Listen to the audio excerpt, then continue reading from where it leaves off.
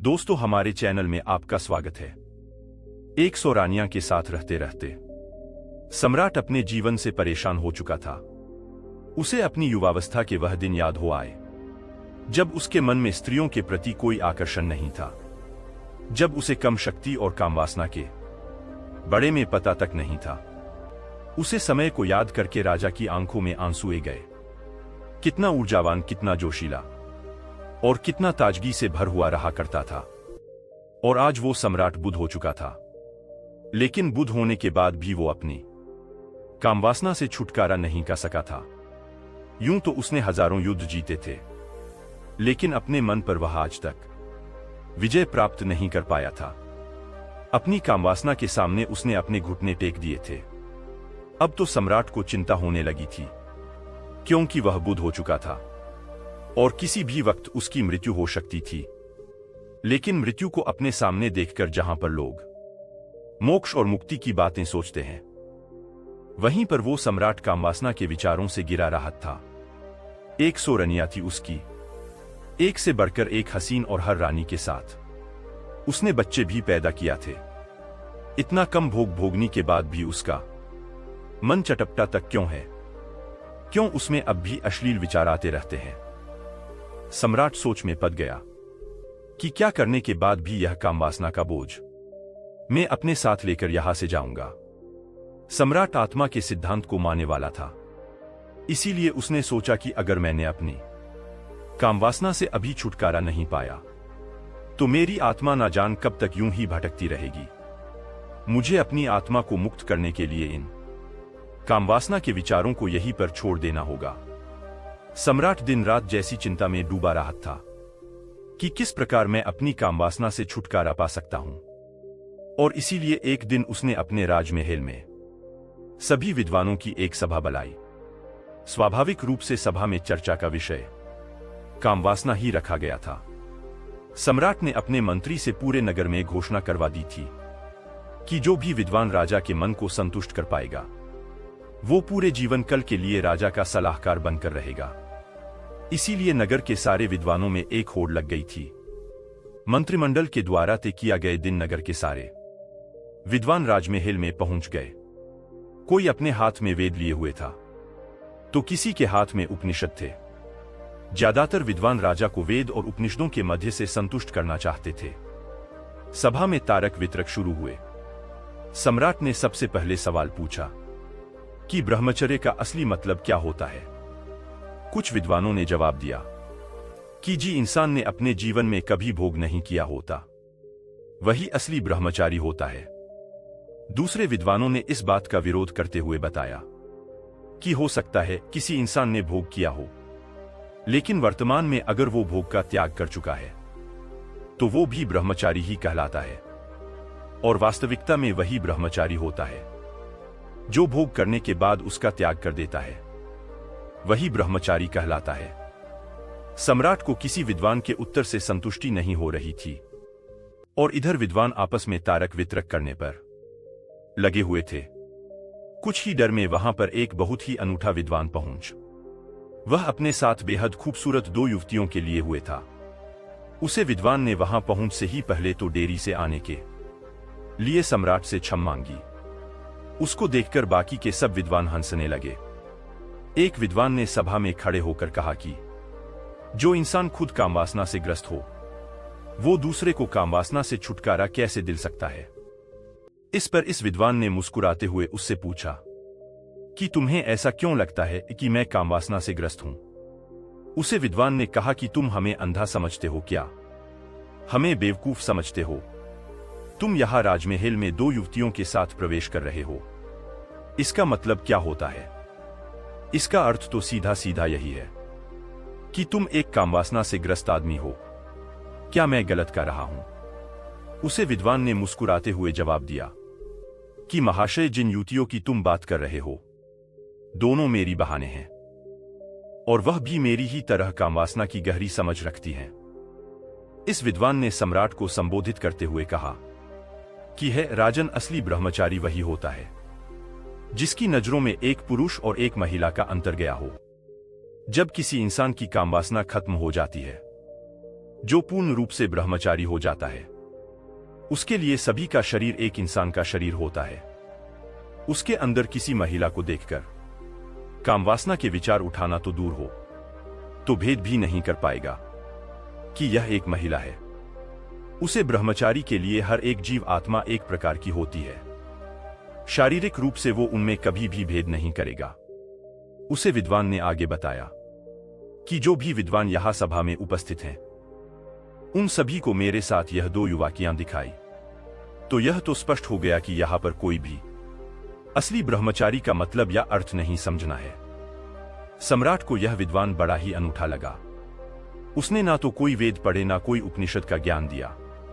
वह तो वही बता रहा था जो स्वाभाविक रूप से आदमी की समझ में आता है।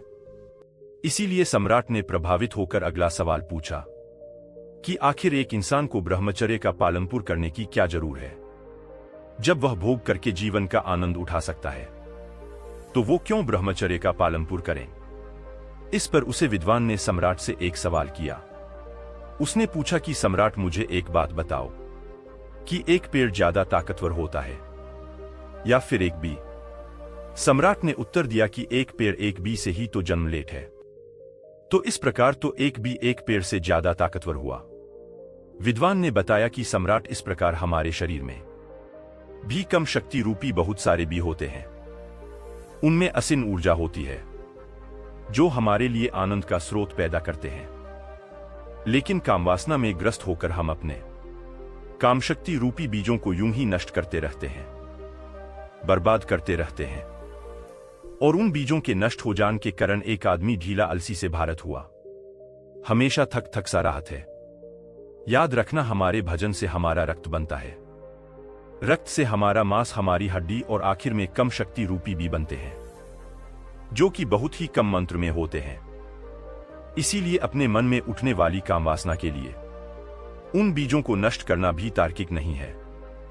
ब्रह्मचर्य का पालन पूर्ण करने से उन बीजों की शक्ति हमारे आंतरिक स्वरूप में सम जाती है, जो हमारे चेहरे पर तेज पैदा करती है, हमारे शरीर को बीमारियों से बचती है।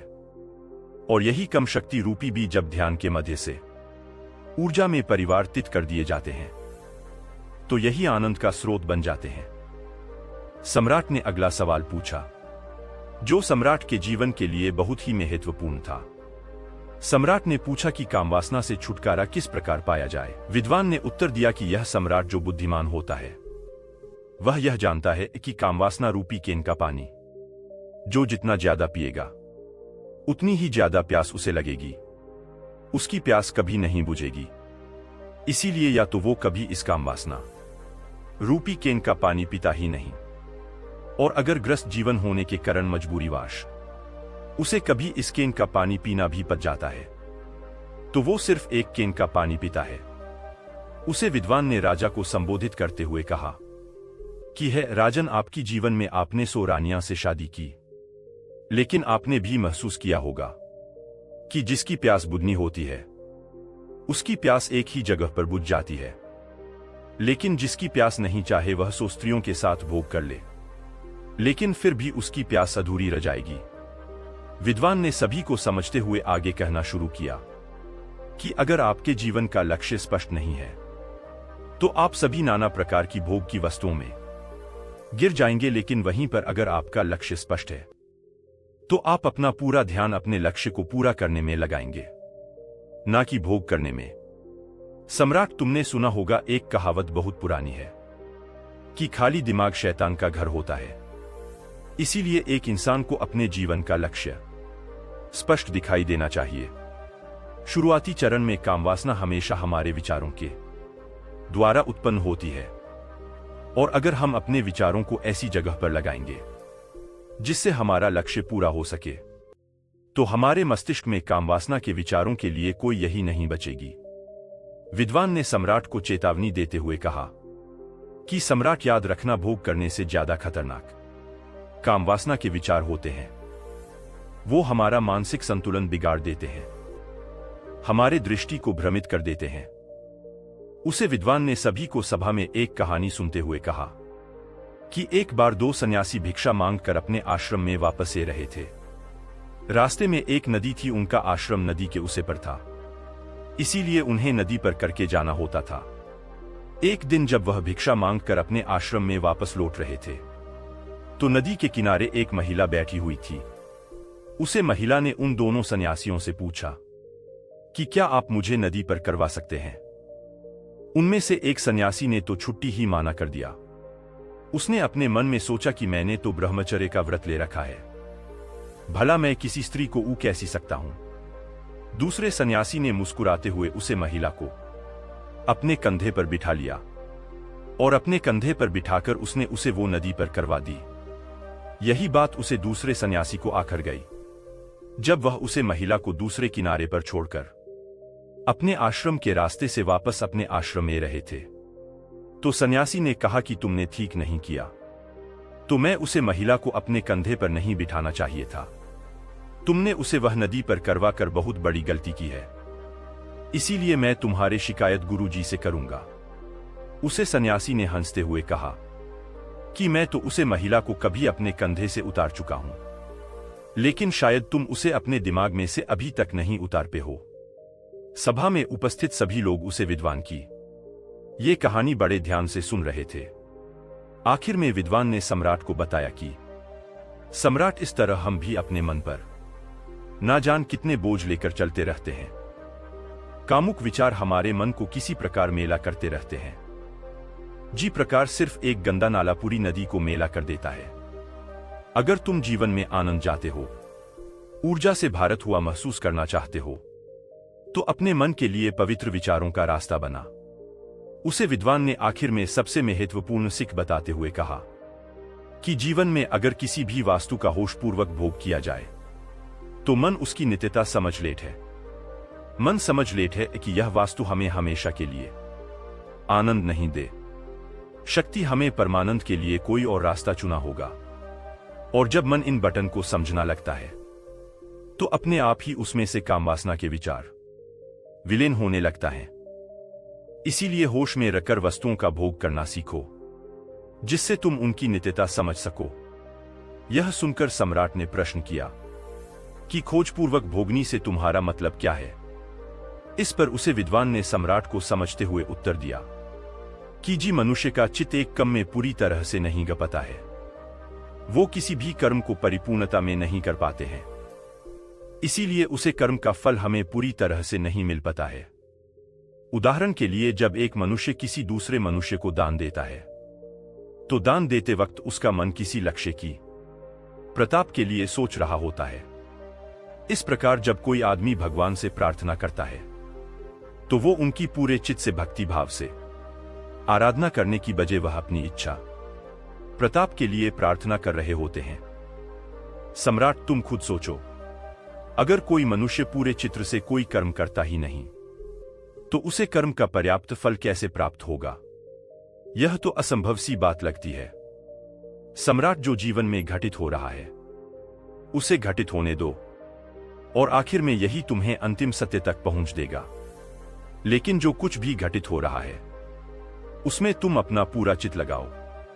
पूरा चित्त लगाओगे तो तुम्हारा ध्यान वहां पर लगेगा, और जब तुम्हारा ध्यान वहां पर लगेगा तो वही कम होशपूर्वक होने लगेगा। जागते हुए कोई कर्म करने से बाद में पश्चाताप हो ही नहीं सकता। पश्चाताप तभी होता है जब हम सोए सोए कोई कम करते हैं, और इस प्रकार हम सोए सोए ही सोचते रहते हैं कि हमें कामवासना से छुटकारापन है। लेकिन ये सब संकल्प आदमी सोते सोते ही लेट है। जागृत अवस्था में संकल्प लेने की जरूर ही नहीं पड़ती, क्योंकि खाली आंखों से जागते हुए कोई मनुष्य गलती कर ही नहीं सकता। इसीलिए कामवासना से छुटकारा अपने की बजाय यह सोचो कि तुम उसे होशपूर्वक जागते हुए कैसे भोग सकते हो, और एक बार जब तुम उसका होशपूर्वक भोग कर लेते हो तो उसके बाद तुम्हें खुद ही महसूस होगा कि ये कर्म तुम्हारे अंदर क्या बदलाव ला रहा है। अगर वो तुम्हारे अनुसार सही होगा, तुम्हें गलत लगेगा तो तुम उसे वैसे ही छोड़ दोगे। तुम्हें संकल्प लेने की जरूर ही नहीं पड़ेगी। लेकिन होश की स्थिति तक पहुंचने के लिए तुम्हें ध्यान का मार्ग अपनाना होगा। ध्यान करने से ही आदमी की निद्रा टूटती है, वो जागृत अवस्था में आता है, और जब वो जागृत अवस्था में आता है तो उसका चित्त एक कम पर पूरी तरह से लगे लगता है, और उसके बाद होशपूर्वक उसे कर्म को करने के बाद उसे कर्म की नित्यता को हमारा मन अपने आप समझना लगता है। विद्वान ने अपनी बात को और गहराई से समझते हुए समझाया कि सोए हुए इंसान को तो रास्ते पर पड़ा हुआ सांप भी दिखाई नहीं देता, वह भी उसे तब पता चलेगा जब वह सांप पर रख देगा। और इसी प्रकार तो हर इंसान कार्य करता है। जब वो रास्ते पर चला है तो अपने विचारों में, अपनी भविष्य की योजनाओं में उसका मन हमेशा उलझा रहता है। उसका ध्यान अपने चलने पर तो होता ही नहीं है, तो रास्ते पर कहां से होगा? यह सब लक्षण एक सोए हुए मनुष्य के होते हैं। और जब वह मनुष्य यह महसूस कर पाता है कि वो कितनी गहरी निद्रा में है, तो इस समय उसके जीवन में ध्यान का उदय होता है। लेकिन सोए हुए इंसान को भला किस प्रकार दिखाई देगा कि वो सोया हुआ है? या तो कोई उसे हिलाकर जगे या उसे बताएं कि तुम सोए हुए हो, तब तो उसकी नींद टूटेगी। लेकिन ऐसे मनुष्य हमें कम ही मिलते हैं जो हमें यह एहसास करते हैं कि हम कितनी गहरी निद्रा में सोए हुए हैं। हमारा मन विचारों का, भविष्य की योजनाओं का, अतीत के दुखों का एक दफ्तर बन चुका है।